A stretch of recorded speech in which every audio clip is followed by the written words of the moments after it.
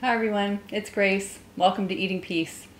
So, really interesting thing happened this very morning in the Eating Peace online group, and we get on the phone together once a week live and do the work of Byron Katie. So, a form of self-inquiry if you're not familiar with it. That's very simple and really cuts to the chase, I find, with being able to see what you're thinking that causes a great amount of stress and pain. And there are a lot of things that seem to cause a great amount of stress and pain when it comes to food and eating. There's thoughts about the food and eating itself, and thoughts about you, thoughts about the world and the environment and the people around you, and a myriad of thoughts about how you feel about life. It's, kind of a big topic. But there was this one incredible moment where, as I asked people questions and they answered, we were thinking about the moments, the amount of food and eating time that it actually takes to satisfy the body and feel really healthy and good. And that it's really quite small when you add it all up and compared to how many hours you have in a day. And this question popped out. What do we do in between? What do you do in between eating? And something almost seems funny about it, right? But it just shows this kind of poignant and incredible way of seeing the world, that there's this overwhelming moment connected to food and eating, and it seems to have a lot, like the revs are really running high in that moment, and sometimes it can feel completely overwhelming, like you're almost being taken over by a storm, moving into some kind of compulsive binge eating. That's how it used to feel for me when I went on outright binges. You know, I'm gonna step out of all confinements and I'm going to eat whatever I want. And it was sort of a panic-struck sensation, grabbing food in any direction I could find it. Not everybody has that kind of experience that's really that overwhelming, but one of the people who was doing inquiry in the program shared that even in that moment when she's eating a meal, like lunch, and she knows she's done, it's over, physically in the body, but there's this reaching. I think I'll have a little more. I think I'll have a little more.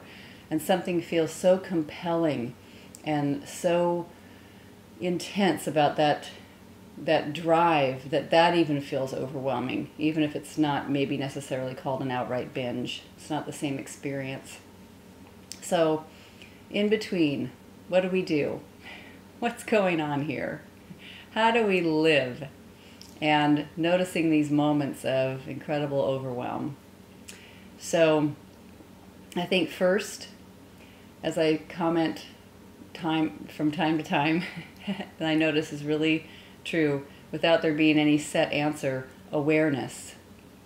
Noticing that there's a movement from being out here in life into a compulsion, into a sensation to go into food and reach and feel like you can't stop. You can't stop yourself. You just can't stop.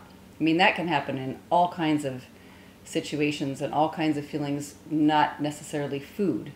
Like the addictive process, maybe if you're calling it addiction, compulsive movement towards something that feels like you are compelled and you can't stop yourself. Now, you could ask if that's really true. If that's really true. You can't stop yourself. I mean, no one's got you chained up. You're not in a prison physically, but emotionally it feels like that.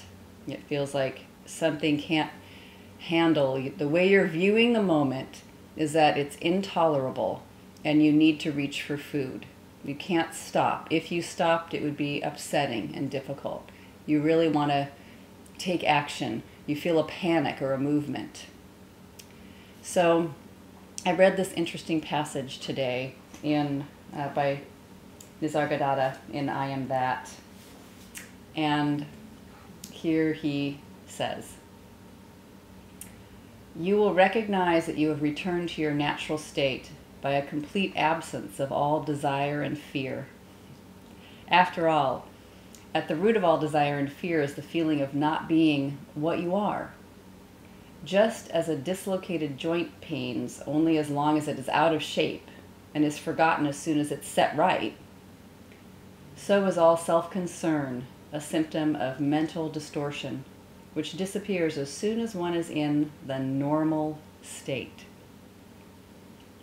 Now, what he means by his definition of desire or fear could be very different. I sometimes love to speak about desire as being a beautiful, positive energy, something that is thrilling and even peaceful, and brings you to, the joy of life, the joie de vivre. It's so much fun to have positive desire, thrilling desire, and desire that's in integrity. It's the joy of just simply being alive and feeling a life force in you, that here you are, awake in this day. And he's speaking about craving, though. He's speaking about this overwhelming, compulsive sense of addictive desire where you can't stop. And I love that he says your natural state is absent of that. You don't have fear and you don't experience that. So let's just make it really simple. You watch this, you see this in awareness, you notice this is going on inside of you, something's frightening you. All you need to do today is notice what scares you. What scares you about the moment before you get the urge to eat? What happened earlier in your day? See, just take a look. Maybe earlier in your life. Maybe it goes back a ways, but just notice what seems to be a little bit frightening.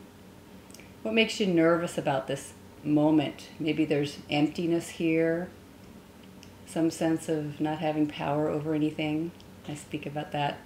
It's 3 broad areas: emptiness, powerlessness, and fear. But you can just take only that little moment where you felt like you had a push or an urge to reach for something and you wanted to grab. Maybe you even did. Maybe you binge ate. And then look and just see what was going on.